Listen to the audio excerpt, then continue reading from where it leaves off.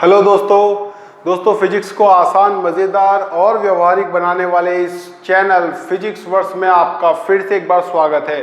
दोस्तों last time हमने discuss किया था बेसिक मैथ्स पार्ट 1 और आज हम डिस्कस करने जा रहे हैं बेसिक मैथ्स पार्ट 2।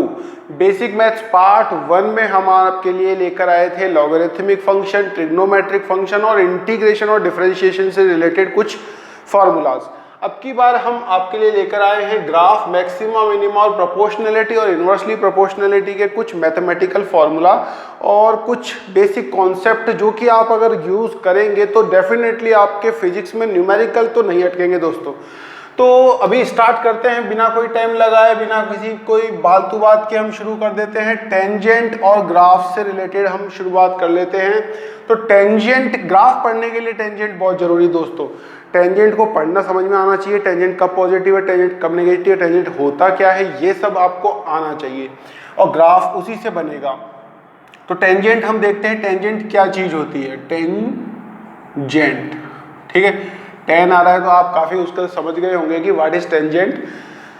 तो टेंजेंट क्या है कि दोस्तों जब भी कोई ग्राफ बनता है, लेट सपोज y और x में हम ग्राफ बना रहे हैं और कुछ इस तरीके से ग्राफ को रिप्रेजेंट किया जाता है कि y is f of x, that means कि x के बदलने पर y बदलता है।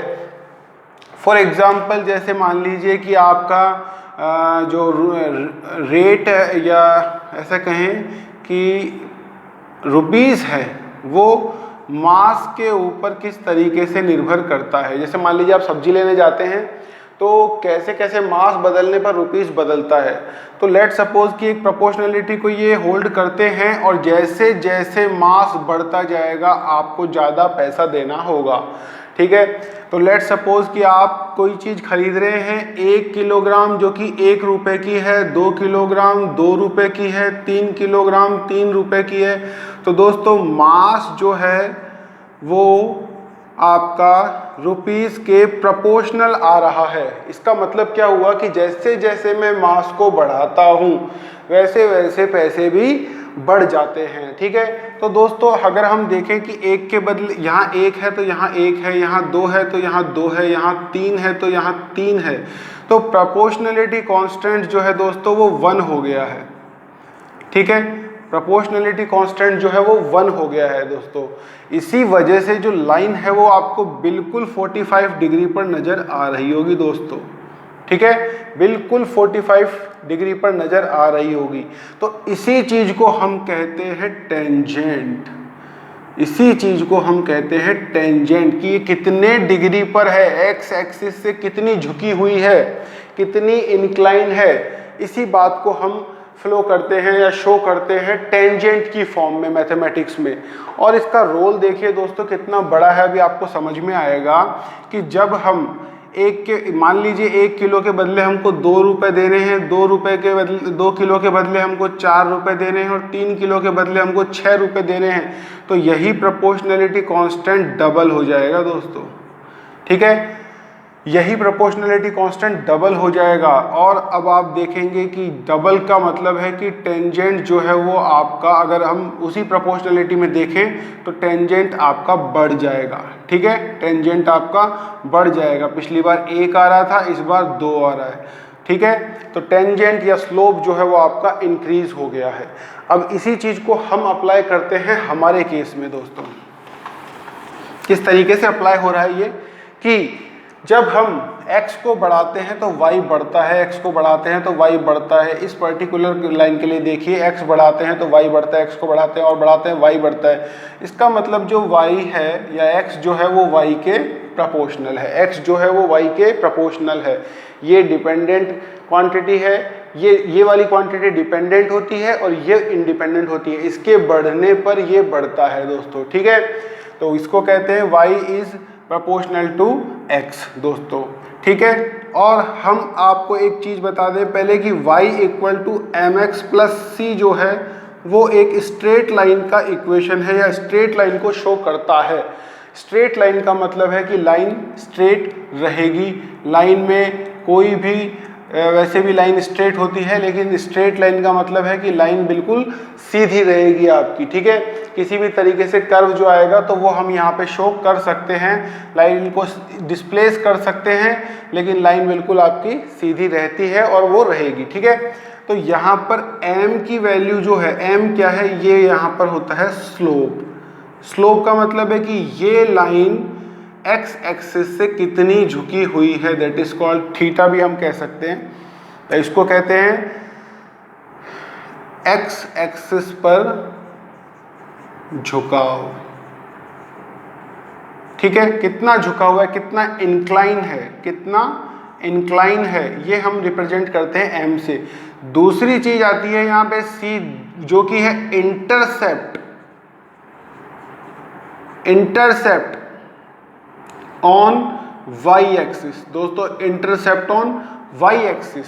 तो अभी आप कहेंगे कि सर यहाँ तो कोई इंटरसेप्ट नहीं है, बिल्कुल नहीं है। तो यहाँ पर c की वैल्यू 0 है, और आपको दिख भी रहा होगा कि यहाँ आपकी प्रोपोर्शनलिटी अगर मैं पुराने वाले से कंपेयर करूँ तो y यहाँ पर y इक्वल टू x आ रहा है। तो x में यहाँ देखेंगे m की वैल्यू 1 हो गई है और c की वैल्यू 0 हो गई है। यही वजह है कि ग्राफ ओरिजिन से पास हो रहा है, y एक्सिस पर कोई इंटरसेप्ट इसने नहीं काटा। इंटरसेप्ट क्या होता है ये मैं आपको बता दूं कि इंटरसेप्ट होता है ये जो क्वांटिटी है इसको कहते हैं हम इंटरसेप्ट।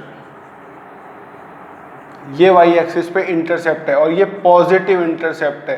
दूसरी ओर अगर मान लीजिए इंटरसेप्ट इस तरीके से कटता है तो ये नेगेटिव इंटरसेप्ट होता है, ठीक है। तो यहाँ पर c की वैल्यू 0 हो गई है, y के x के जो मल्टीप्लिकेशन में है वो होगा आपका 1।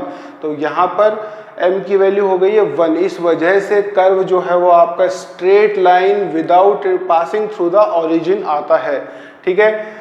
दोस्तों यहाँ m निकाल सकते हैं हम, कैसे निकाल सकते हैं। लेट सपोज यहाँ 1 के लिए 1 आया था, 2 के लिए 2 आया था और 3 के लिए 3 आया था, ठीक है। इसी तरीके का कर्व था, तो 1 के लिए 1, 2 के लिए 2, 3 के लिए 3। तो ये वाले कोऑर्डिनेट क्या हो गए 1 1 और ये वाले कोऑर्डिनेट 3 3, ठीक है। अगर इस लाइन का स्लोप निकाला जाए तो स्लोप किस तरीके से निकालते हैं हम। स्लोप निकालने के लिए हम एक फॉर्मूला यूज करते हैं जिसका मतलब होता है लाइन के लिए particularly y2 minus y1 upon x2 minus x1। यहाँ पर हम देखें y2 की वैल्यू है 3, y1 की वैल्यू है 1, x2 की वैल्यू है 3, x1 की वैल्यू है 1। तो 2/2 दैट इज 1, यानी कि स्लोप जिसको हम m से भी रिप्रेजेंट करते हैं तो m की वैल्यू कितनी हो गई 1। इस वजह से आपका जो ये है कि इस ओरिजिन से पास हुआ है और यहाँ पर आपका ये जो स्लोप है वो 1 आया है। अब दोस्तों यहाँ अगर आप देखें तो इसको मैं dy या फिर delta y upon delta x से रिप्रेजेंट कर सकता हूँ। और यहाँ पर भी अगर आप देखें तो वो एक्चुअली में डेल्टा x है, difference of x positions, and this is difference of y position. तो इस ट्रायंगल को मैं एज इट इज बाहर लेता हूं तो ये ट्रायंगल आपका इस तरीके का बनता है जिसमें ये डेल्टा y है और ये डेल्टा x है और ये थीटा है। तो अगर हम देखें कि परपेंडिकुलर और बेस को tan थीटा रिप्रेजेंट करता है, थोड़ा सा इधर ले लेते हैं, हो सकता है कैमरे में नहीं आ रहा हो, तो tan थीटा अगर हम देखें तो delta y perpendicular upon delta x यानी कि बेस। और यहाँ से वापस हमें एक चीज मिलती है कि जो tan थीटा है वही स्लोप है, यानी कि यही tan थीटा भी है। तो tan theta, slope, x axis पर झुकाव, इंक्लिनेशन, m, ठीक है, ये सभी एक चीज है और ये बनाने के काम में आती है आपकी लाइन। अब इस बात को हम क्यों बार बार जोर दे रहे हैं, क्यों सिखा रहे हैं, अब आप देखिए कि किस तरीके से आपका ये दोस्तों आपने लिख लिया होगा, इसको लिख लीजिए, अदरवाइज एक बार पिक ले लीजिए आप, ठीक है। तो इसको हमने किस लिए बताया है आपको, अब आपको समझ में आएगा कि जब हम कोई भी कर्व बनाते हैं तो वहाँ पर हमको टेंजेंट की वैल्यू ज़रूरत पड़ती है। ऐसा क्यों, देखिए अभी जब हम ग्राफ बनाएंगे तो हमारे पास में कई तरीके के ग्राफ बनते हैं। जैसे मान लीजिए आपका ग्राफ है, एक हम आपको बना के बताते हैं कि y equal to 3x plus 2, okay, y equal to 3x plus 2। तो ये कर्व, अच्छा हमको कर्व जो है फिजिक्स में अप्रोक्सीमेटली बनाने आने चाहिए, इसका वैल्यूज से कोई वैल्यू नहीं रहेगी। तो अगर हम इसकी वैल्यू देखें तो अगर हमने जो सीखा है उसके हिसाब से देखिए, m की वैल्यू कितनी है 3 और c की वैल्यू कितनी है 2। तो इसका मतलब पॉजिटिव स्लोप और पॉजिटिव इंटरसेप्ट, ठीक है, पॉजिटिव स्लोप और पॉजिटिव इंटरसेप्ट, 3 का स्लोप और 2 का इंटरसेप्ट। तो पॉजिटिव तो स्लोप, ठीक है, और पॉजिटिव इंटरसेप्ट कितने का 2 का, और स्लोप कितने का, tan थीटा की वैल्यू कितनी हो जाएगी 3, बिल्कुल सही, ठीक है। तो इस तरीके का कर्व बनता है, ठीक है दोस्तों। एक चीज मैं और आपको बताना चाहूंगा कि स्लोप को आप पॉजिटिव और नेगेटिव कैसे देखें। स्लोप 90 की एक लाइन खींच लीजिए, 90 के इधर की सारी लाइनें पॉजिटिव स्लोप देंगी, ठीक है, यहां तक, और सबका स्लोप पॉजिटिव है, स्लोप पॉजिटिव। और स्लोप कैसे निकालेंगे, ये स्लोप है, ये स्लोप है, ये स्लोप है, ये स्लोप है, ये स्लोप है और ये स्लोप है।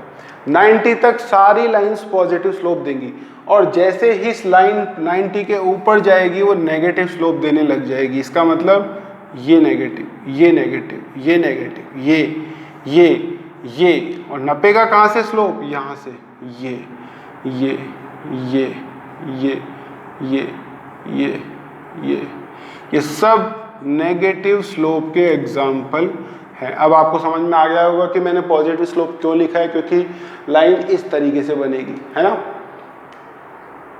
ठीक है। तो ये एक बात हुई आपकी पॉजिटिव स्लोप और नेगेटिव स्लोप पता लगाने की। अब मान लीजिए y की वैल्यू आपकी है -3x - 2, ओके, -3x - 2, तो डेफिनेटली ये स्लोप कैसे बनेगा, माइनस और -2, तो माइनस का 2 तो इधर हुआ, और माइनस tan थीटा की वैल्यू भी कितनी हुई -3। तो ये कर्व कैसे बनेगा, इस तरीके से बनेगा। तो अब आप कोई सा भी कर्व बना सकते हैं। कर्व बनाने की ज़रूरत आपको कहाँ पड़ेगी, आपको बता देता हूँ कि जब आपको काइनेमेटिक्स में आपको पूछा जाएगा xt कर्व ऐसा है तो vt कर्व कैसा होगा, vt कर्व ऐसा है तो at कर्व कैसा होगा, at कर्व ऐसा है तो vt कर्व कैसा होगा, vt कर्व ऐसा है तो xt कर्व कैसा होगा। इस तरीके से आपसे क्वेश्चन पूछे जाएंगे, ठीक है, और इनको अब आप बहुत अच्छे से जवाब दे पाएंगे, ठीक है। और आगे चलते हैं, थोड़ा सा आगे चलने पर ही हमको मिलता है कि इंस्टेंटेनियस वेलोसिटी, इंस्टेंटेनियस एक्सेलरेशन जो है वो हमको किस तरीके से निकालने होंगे दोस्तों। जब हम देखेंगे तो अभी हमको ज़रूरत पड़ेगी आपको कर्व पर टेंजेंट पता करने की, ठीक है। अभी तक हमने लाइन का टेंजेंट देखा था जो कि कांस्टेंट रहता है, बदलता नहीं है। लाइन टेढ़ी नहीं हो सकती, लाइन सीधी रहेगी, तो ये हमेशा फिक्स रहेगा। आप कहीं से भी निकाल लो, चाहे यहाँ से निकालो, चाहे यहाँ से, चाहे यहाँ से, कहीं से भी निकाल लो, आपका लाइन का स्लोप जो है वो फिक्स रहेगा। लेकिन यहाँ ऐसा नहीं है दोस्तों, यहाँ का स्लोप अलग है, यहाँ का स्लोप अलग है, यहाँ का स्लोप अलग है, यहाँ का स्लोप θ1, यहाँ का θ2, यहाँ का θ3, ठीक है। स्लोप मान लो m1 m2 m3 मान लो, m3 m2 m1। तो देखेंगे आप m3 बड़ा है m2 से और m2 बड़ा है m1 से, तो स्लोप जो है वो आपका बढ़ता जा रहा है, स्लोप फिक्स नहीं है, स्लोप बढ़ता जा रहा है। तो किसी भी पॉइंट पे स्लोप निकालने के लिए आप किस तरीके से निकाल सकते हैं दोस्तों, हमने आपको बताया था कि स्लोप जो है m जो है tan थीटा जो है वो आपका delta y upon delta x है। वो तब है जबकि डेल्टा y और डेल्टा x बहुत लंबे समय तक फिक्स रहे, पर यहाँ इनका रेशो कंटिन्यूसली वेरी कर रहा है। तो अभी हम किसी बहुत बड़े एक पॉइंट पर, किसी कर्व के कोई बहुत बड़े पॉइंट पर कांस्टेंट वो स्लोप नहीं है, तो स्लोप बहुत जल्दी जल्दी चेंज हो रहा है, तो हम पॉइंट पे स्लोप निकालेंगे दोस्तों। तो पॉइंट पे स्लोप निकालने के लिए हमको क्या करना पड़ेगा, अगर हम आपको बताएं कि यहाँ पर आपको मान लीजिए स्लोप निकालना है इस कर्व का जो कि इस तरीके का है, और आपको स्लोप निकालना है यहाँ, ठीक है। और अभी तक आप निकाल रहे थे यहाँ, ठीक है, ये था आपका डेल्टा वाई, है ना, ये था आपका डेल्टा वाई और ये था आपका डेल्टा एक्स, ठीक है। तो यहाँ इसका स्लोप निकाले थे, पर ये ऐसा नहीं है, कंटिन्यूसली चेंज हो रहा है, आपको यहाँ स्लोप चाहिए, यहाँ पर्टिकुलरली। तो मैं क्या करूँगा, डेल्टा एक्स को अगर मैं बहुत छोटा कर दूँ इधर से भी और इधर से भी छोटा करके डेल्टा एक्स कर दूँ को बहुत छोटा करके मैं डी एक्स कर दूँ, ठीक है। ये कैसे करूँगा मैं, limit delta x tends to 0, अगर ये डेल्टा एक्स दोनों तरफ से छोटा होते होते होते होते इतना सा आ जाए तो इस पॉइंट पे बिल्कुल जो आप देगा वो आपका स्लोप होगा, ठीक है। तो डेल्टा एक्स को मैं छोटा कर दूं अगर, तो ये बन जाएगा dy बाय डी एक्स। दोस्तों ये आप अगर y equal to f of x है तो dy बाय डी एक्स जो है वो इंटीग्रेशन को रिप्रेजेंट करता है। इसका मतलब इंटीग्रेशन का मतलब आज आप समझे होंगे कि इंटीग्रेशन जो है वो किसी कर्व के किसी एक विशेष पॉइंट पर खींची गई टेंजेंट को रिप्रेजेंट करता है। और अगर हम निकाल दें कि dy by d x at x equal to x1, तो यहाँ x1 पॉइंट पर ये टेंजेंट की वैल्यू क्या होगी, ये आपका आ जाएगा, ठीक है। तो ये चीज आपकी इस तरीके से रिलेट होती है। तो अब आपको पता चल गया होगा ये आपका कहाँ काम आएगा, जब आप xt कर्व बनाएंगे और आपसे पूछेगा कि बताइए कि t इक्वल टू 2 सेकेंड पर वेलोसिटी क्या थी, तो आपको पता है xt कर्व है, xt कर्व की जो ग्रेडियंट है t equal d x upon d t at t equal to 2 second पर किसको रिप्रेजेंट करेगी, यहाँ की वेलोसिटी को रिप्रेजेंट करेगी, velocity at t equal to 2 second, ठीक है। तो 2 सेकंड पर आप वेलोसिटी निकालने के लिए क्या करें, आपको xt कर्व दिया होगा, उस xt कर्व का डिफरेंशिएशन कीजिए और उस डिफरेंशिएशन में t की वैल्यू पुट कर दीजिए, आपका वेलोसिटी निकल के आ जाएगी। तो कर्व आपके बहुत इंपॉर्टेंट हैं, इनको पढ़ना आना चाहिए आपको, तभी आप जो है इनके साथ क्वेश्चन कर पाएंगे। अदरवाइज कर्व वाले क्वेश्चन ज़्यादातर स्टूडेंट्स को बहुत मुश्किल लगते हैं, लेकिन इस लेक्चर को ध्यान से पढ़ने के बाद आपको लेक्चर को ध्यान से जब आप पढ़ेंगे तो आपको ये मुश्किल नहीं लगेंगे दोस्तों।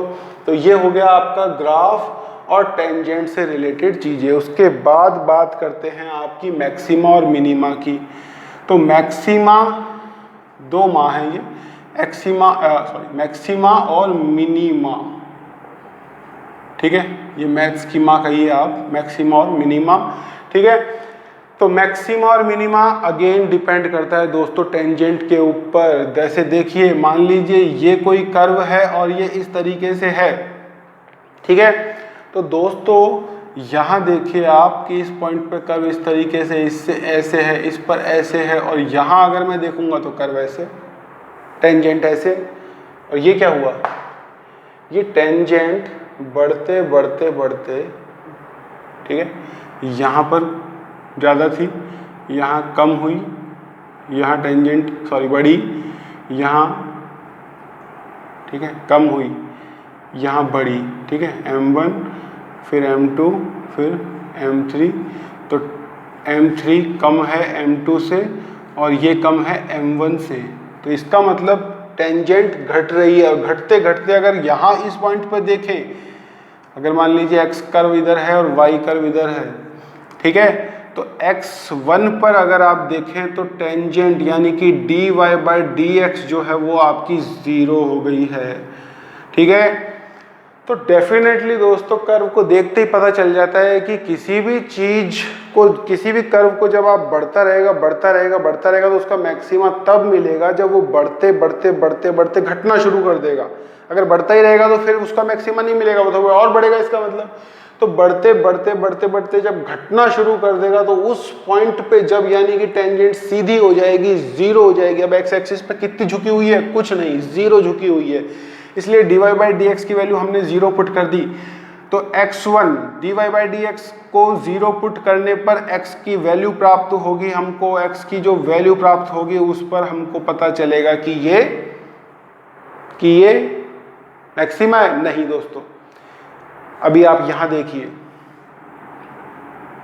अगर आप मान लीजिए वो x1 पॉइंट यहाँ होता तो यहाँ भी वही कंडीशन बन रही थी, dy बाय यहाँ पर भी वही कंडीशन बन रही थी, x2 x1 ये वाले पॉइंट पर भी देखिए यही कंडीशन बन रही है कि dy बाय dx जो है वो 0 के बराबर हो गया है। तो यहाँ पर भी x1 की वैल्यू आ सकती है। ठीक है, तो अब आपको कैसे पता चलेगा कि मैक्सिमा है या मिनिमा है? दोस्तों ये आपको ये तो पता चल जाएगा dy by d x equal to 0 करते ही कि इस पॉइंट पर आपका या तो मैक्सिमा है या मिनिमा है, क्योंकि जब मिनिमम भी घटते घटते घटते घटते बढ़ना शुरू होगा तो उस पॉइंट पे आपको एक पॉइंट पे स्ट्रेट लाइन मिलेगी या फिर आपकी टेंजेंट जो है वो 0 हो जाएगी। तो आपको ये तो पता चल जाएगा कि इस पॉइंट पर या तो मैक्सिमा है या मिनिमा है, लेकिन ये कैसे पता चलेगा कि मैक्सिमा है या मिनिमा है? इसके लिए आपको करना पड़ेगा इसका डबल डिफरेंशिएशन। तो डबल डिफरेंशिएशन जब आप करेंगे d2x अपॉन dt स्क्वायर, इसको आप देखेंगे अगर ये पॉजिटिव है तो वहाँ होगा मिनिमा। ध्यान रखना दोस्तों, उल्टा है ये, पॉजिटिव से ये मत सोच लेना कि मैक्सिमा है, और अगर आप नेगेटिव होगा तो वहां होगा आपका मैक्सिमा।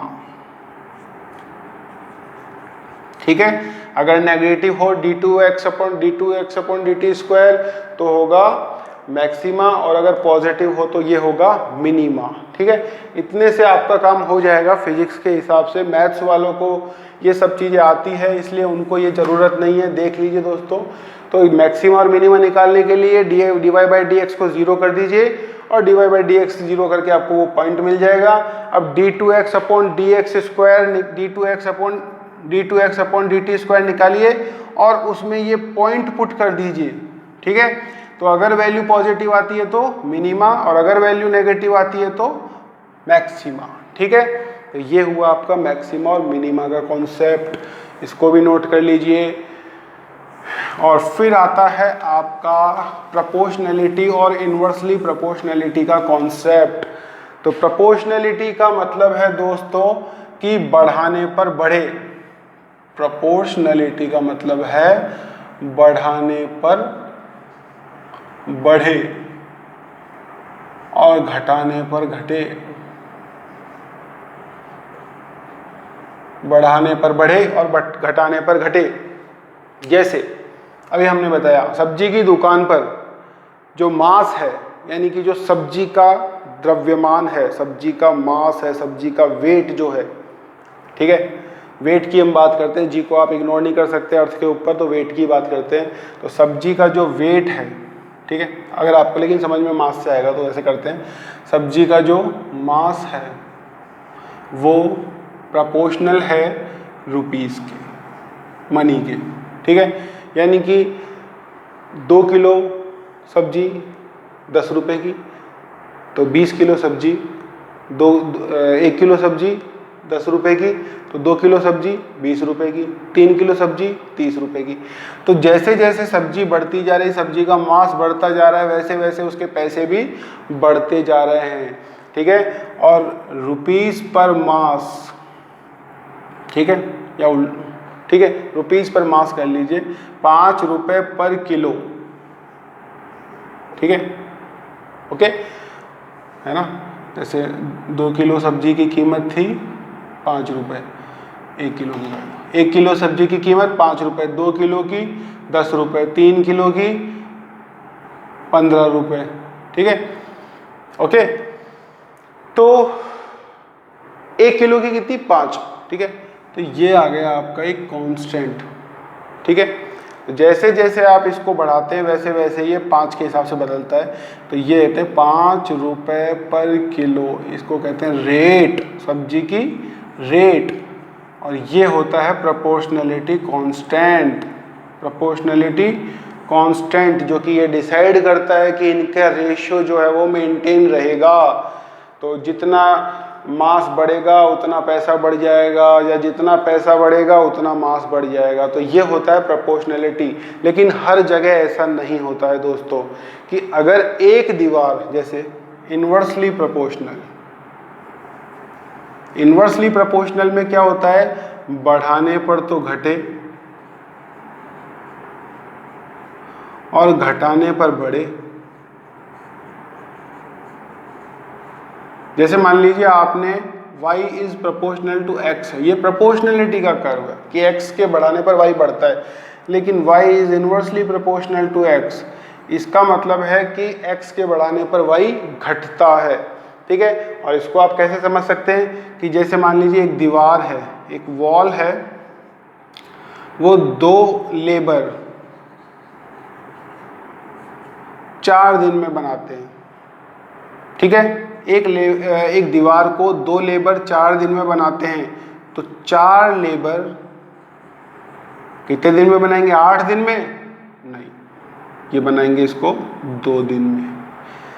जब लेबर बढ़ेंगे, ज़्यादा आदमी काम करेंगे तो काम जल्दी होगा, ज़्यादा नहीं लगेगा टाइम, तो काम जल्दी होगा। तो ये इन्वर्सली प्रोपोर्शनल है क्या? काम जो है वो इन्वर्सली प्रोपोर्शनल है नंबर ऑफ लेबर के। जैसे जैसे नंबर ऑफ लेबर बढ़ता जाएगा वैसे वैसे काम के दिन घटते जाएंगे। काम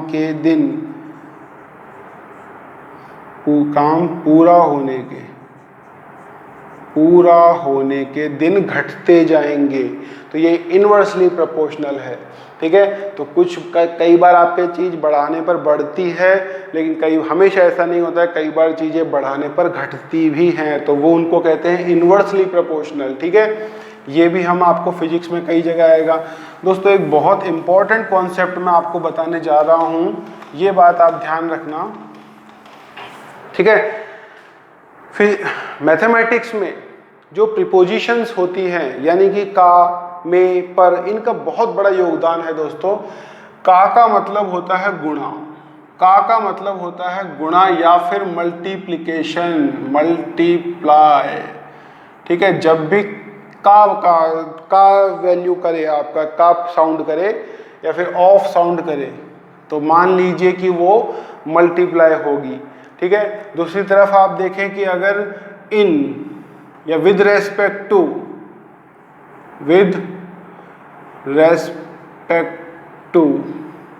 या पर साउंड करे, तो ये समझ लेना कि डिवीजन होगा। ठीक है, मैं एग्जाम्पल देके बताऊंगा आपको। ये हम आपको एग्जाम्पल देके बताएंगे कैसे, कि मान लीजिए एक चार्ज रखा हुआ है Q, इसके वैसे 1 चार्ज, इसके विसिनिटी में एक Q चार्ज आता है, दूसरा चार्ज। ठीक है, तो यहाँ पर चलिए, ये तो आपको मैग फील्ड का एग्जाम्पल है, ये तो फिजिक्स पढ़ाने से पहले अगर मैं आपको बताऊंगा तो समझ नहीं आएगा, लेकिन जब मैं आपको फिजिक्स पढ़ाऊंगा तब समझ में आएगा। एक जर्नल एग्जाम्पल मैं आपका देता हूँ कि 40 का 50%, परसेंट का मतलब होता है 100 पर। ठीक है, इसको लिख देता हूँ मैं परसेंट, तो 40 का 50 कितने पर? 100 पर। अब देखिए आप, 40 का 50 पर 100 कितना होता है? 40 का 50% कितना होता है? ऐसे निकालते हैं, 50% कितना होगा? 2, 20, ये देखिए 50, 2, 20, तो 20 होता है। तो इसी तरीके से आपको ध्यान में रखना है कि जब भी आपका का साउंड करे, ऑफ साउंड करे, तो उसको मल्टीप्लाई कीजिए। ठीक है, जब भी आपका इन साउंड करे, पर साउंड करे, विद रेस्पेक्ट टू साउंड करे, ठीक है, तो होगा आपका डिवीजन, नीचे आएगी वो चीज़ हमेशा। ठीक है, हमेशा नीचे आएगी। ठीक है, ये बहुत इंपॉर्टेंट है और हम बहुत जगह इसको यूज़ करके बताएंगे। मोस्ट इंपॉर्टेंट है, ये आपको न्यूमेरिकल सॉल्व करने में बहुत ज़्यादा हेल्प करने वाला है। तो ध्यान रखिए इस चीज़ का, जब भी आपको साउंड करता है ऑफ या का, तो ये मल्टीप्लाई को सिंबल करता है कि मल्टीप्लाई आने वाला है उसमें ऑपरेशन में। और जब भी इन विद रेस्पेक्ट टू और पर साउंड करे, तो ये मान लीजिए कि डिवीजन आएगा, और ये हमने आपका एग्जाम्पल देके बताया। तो दोस्तों ये खत्म होता है आपका फिजिक्स वर्स में मैथमेटिक्स का, बेसिक मैथमेटिक्स का पार्ट 2। और अब हम नेक्स्ट चैप्टर से शुरू करेंगे, नेक्स्ट वीडियो से हम शुरू करेंगे आपके लिए फिजिक्स, और ये बहुत इंटरेस्टिंग सफ़र होने वाला है दोस्तों। आप बने रहिए हमारे साथ, सब्सक्राइब कर लीजिए ताकि आपको बेल आइकन दबा लीजिए ताकि आपको टाइम टू टाइम इनकी खबर मिलती रहे। तो आज के लिए इतना ही, नमस्कार।